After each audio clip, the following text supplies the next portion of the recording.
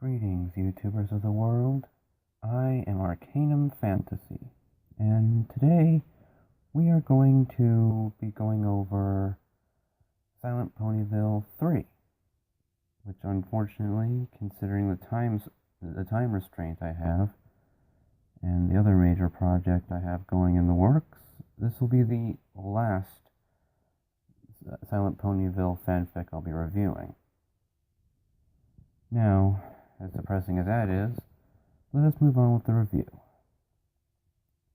Unlike the previous two, this one's centered on Twilight herself, non-alicorn Twilight, regular unicorn Twilight.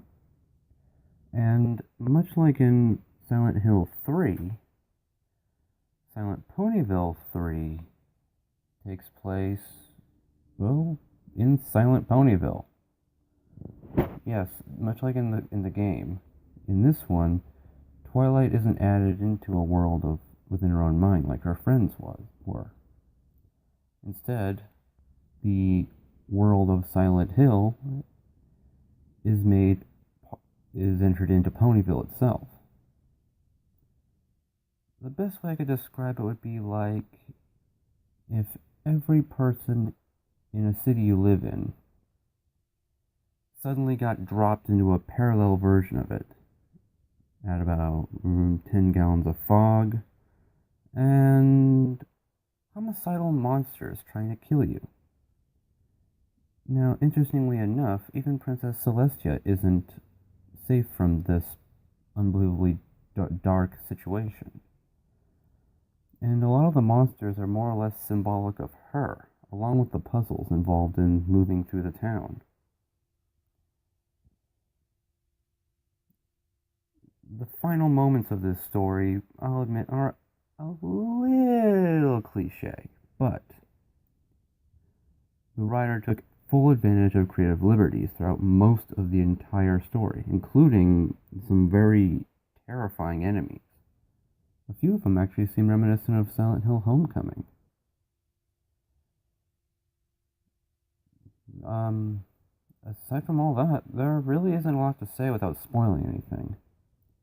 Just as a bit of advice while reading this, keep note of all kinds of key small features in it. They'll help you understand way more of the plot in this story than a lot of other things. Also, this is the only one out of the 3 Silent Ponyville fanfics I've looked through that actually has the major character able to attack the monsters. In Silent Ponyville 1, Pinkie Pie did shake off a white filly monster, but that was mostly because it pinned its teeth on her and she couldn't get it off.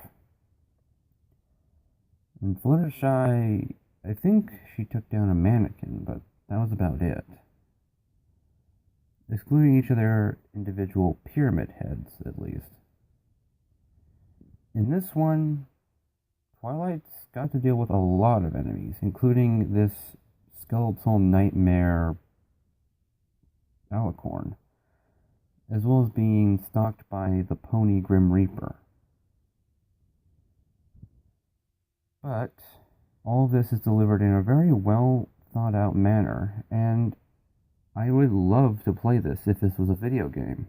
In fact, someone out there who's watching this, get to that. Make this into a video game. And I mean one better than that meh one that came up called Silent Ponyville. I'm talking this version of it, and make it good.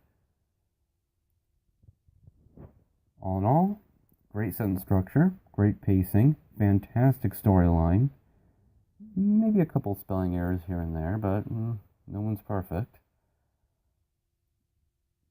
And just like the other two, I give this one a 10 out of 10. And highly recommend anyone with a serious Silent Hill fetish or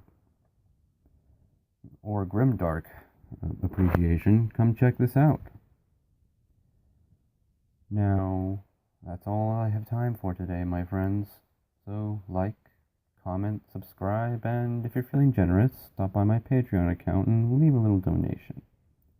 After all, every little bit helps. And don't be afraid to stop by my FimFiction account and check out some of my own fanfics. Give me some critiques and whatever you feel like doing with them. Hell, you can even review them if you want. But yes, that's all I have time for today, my friends. Enjoy this October. Watch out for those scary clowns and sleep well.